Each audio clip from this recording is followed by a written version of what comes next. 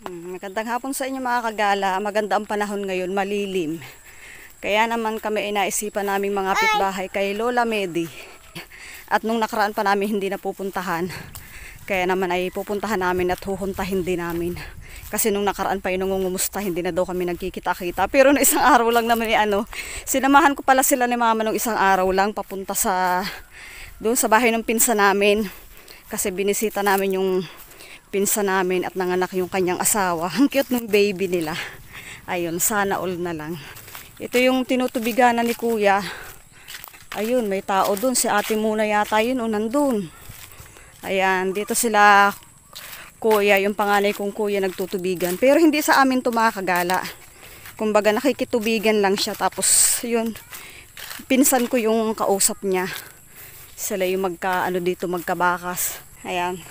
Tapos na sila mga kagala magpa-tracer, kaya naghahakot na sila ng kanilang palay na inianip. Parang 5 araw yata sila nag-ani o 4 na araw. Tutoy, dahan-dahan. Dalawa naman dito ang daan, pwede sa release, pwede dun sa kabila, dun yung release.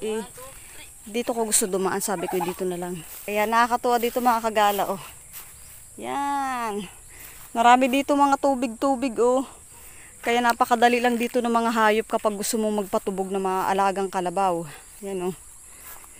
Napatubog pa ako ng kaunti. Hayain at mga mami magbabasa din naman. Dami din dito puno ng mga Indian mango. Yan o.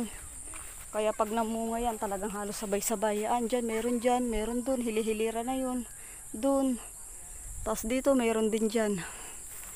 Si mama inauna na daw dito kasi si mama ay nangunguha ng cover crop. Ang ganda ng panahon dito, malilim, kanina pang maga.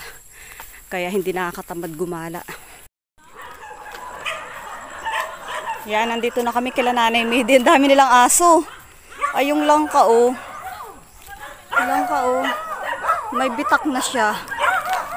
May mga ganito talagang puno dito mga kagala. Yung tipong nasa puno pa lang siya, medyo nabubulok na agad tapos nagbibitak-bitak na siya. Ayun, oh. Ang dami sanang bunga.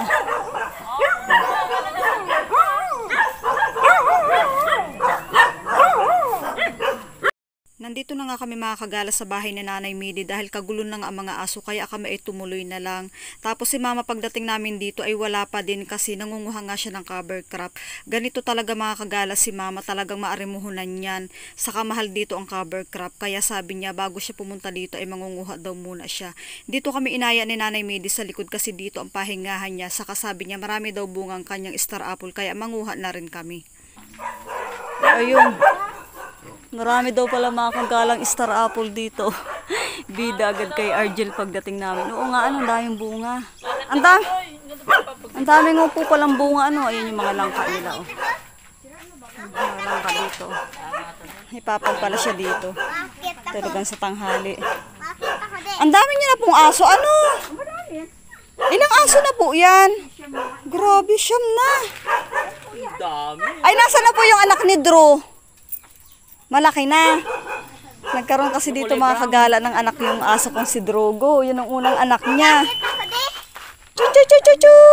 Makita ko, Hindi pwede. Hanapin natin anak ni Drew. Hinahanap sana namin yung anak ng aso kong si Drew kasi noong mga panahong gumagala siya at nakakaalpas. Dito talaga siya kay Nanay Medi pumupunta. Kaya lang wala, siguro nasa galaan kaya hindi namin nakita. Kaya naman kami magkukwentuhan na lang habang hinihintay si mama. Siya, dito lang muna kami mga kagalat kami maghuhuntahan lang. Diyan lang muna kayo. Mamaya ulit. At habang nga kami nagkukwentuhan, sabi ni Nanay Medi ay unahin na daw muna namin manguha ng star apple kasi baka mamaya abutin kami ng dilim. Yay! Hinog na nga. Mahinog? Ito nga pala yung nakuha dito, Toy. Tikman natin. Talaga nga namang hinog na sila at nanglalaglag na din ang iba. Doon na kain yan, Ano? Pinakuha-kuha mo sa akin bago ayaw mo man palang mangain. Ano kaya yun? Hindi, tinuro ko lang sa iyo. Tinuro lang daw po niya sa akin. Ang tamis.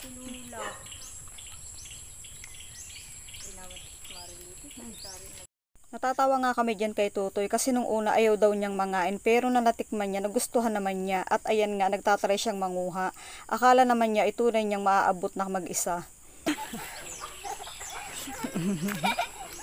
Sabi mo po ayaw mo, bago nangunguha ka. Marami siyang hinog, pero dahil ang iba ay sobrang tataas, kaya naman si Di ay gumawa ng paraan para mapadali ang aming pagkuha. Gumawa siya ng alambre para madali niyang masungkit, tapos tinray niya. Kaya lang nung paggamit niya ay mali daw kasi maliit, hindi daw magkasya yung star apple kapag sinusungkit niya. Kaya naman ay nilakihan niya itong alambre.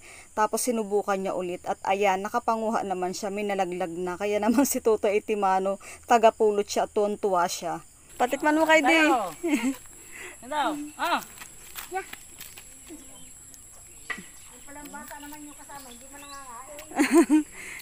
Ay, wag kang pula sa damit. Masarap po. Tatatlo na to, kinakain na nung bata yung isa.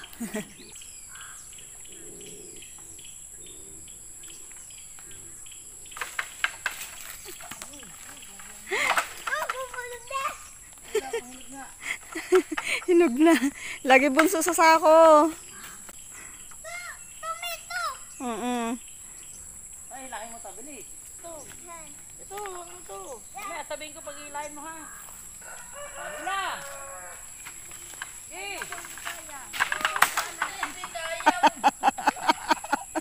Ayop na yan.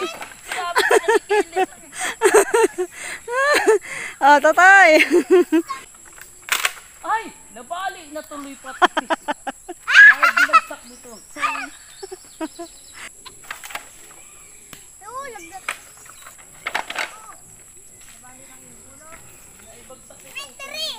Opo, lagi dun. Basag-basag naman. Batag-batag ba naman? Nagawa nga kung may ano. Hindi rin naman tatagal, kakainin din naman eh. Dahil nga ako ay utas nakatatawa sa dalawa at hindi magkaintindihan kung paano manguha. Nangihinayang si Di ayaw niyang babasag pero hindi naman maiiwasan. Kaya naman itchinat ko na yung kapatid ko at sabi ko tulungan kami manguha. Talaga naman kami hindi magkaintindihan dito. Ben, doon o, violet na violet. May fight na me! Opo. Ayun pala o, tatlo yung sunod-sunod, Ben. Ito ba kang prutas ng langit?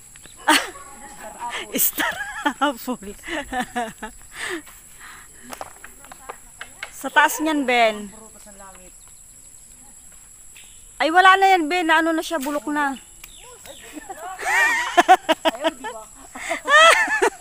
Yan, yan, Ben. Dalawa yan, Ben. Wala na ang buksa.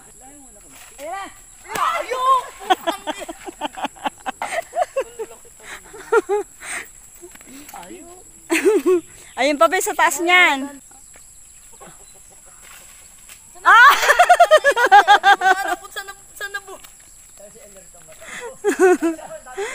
Tumawag kami ng rescue pero talagang hindi rin magkaigi. Kaya naman ang ginawa ng kapatid kong bunso ay inakyat na lang niya. May dara-dara yung hambang. Ah, naakit po talaga yan.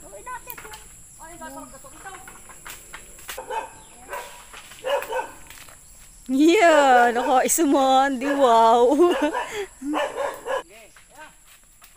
Sira na nakawit. Yan o, buka na. Okay. Habang abala ang dalawa sa pangunguha at habang abala din naman kami sa pagkukwentuhan ni Nanay Midi, ito na, sa wakas dumating na rin si Mama. Talaga naman tinan niyo ang kaiitsuran mo. Ay, naku talaga itong aking mama. Agad-agad kumuha na rin siya ng star apple. Siguro ay nagutom. At hindi rin nagtagal. Ito na yung aming mga nakuha. Tama na ito. Agad-agad na naming dinala dito sa Catherine at tambayan ni Nanay Midi ang mga star apple na kinuha namin. Yung mga basag na talagang inunan na namin kainin. Si Nanay Midi ayaw na doon niya mangain kasi baka daw masubrahan na siya. Kaya naman siya inakikipagkwentuhan na lang sa amin. At talaga naman mga kagala ay napakasarap, napakatamis, lalong-lalo na kapag sobrang ubi na ng kanyang kulay. Matagal-tagal na rin kami nakakapagkwentuhan habang kami ay kumakain. At hindi rin naman nagtagal. Yung ibang mga tira kong star apple ay binilikan ko para ilagay sa bag. Baka kasi langgamin, isayang naman. Napakarami kasi ditong mga kagalang langgam. Kaya naman saglit mo lang maiwan ang mga pagkain kapag talaga natukyan nila. Isayang naman. Kaya babalikan ko muna. Pinaglalagay ko muna sa bag bago ulit kami magkukwentuhan nila Nanay Midi. Kasi maaga pa naman para umuwi. Paano mga kagala, hanggang dito ko na tatapusin ang aking vlog para sa pangunguha namin ng star apple dito kay Nanay Midi. Maraming salamat sa inyong pagdaan, sa pagtambay at sa orasan inyong ibinigay. Shoutout kila Kuya Lando, kila Kuya Nante, kila Ate Marichu. Hello sa inyo. Yan. Magkukwentuhan pa kami dito, mamaya pa kami uuwi. Ingat kayo palagi mga kagala. Bye! Hanggang sa susunod. Bye!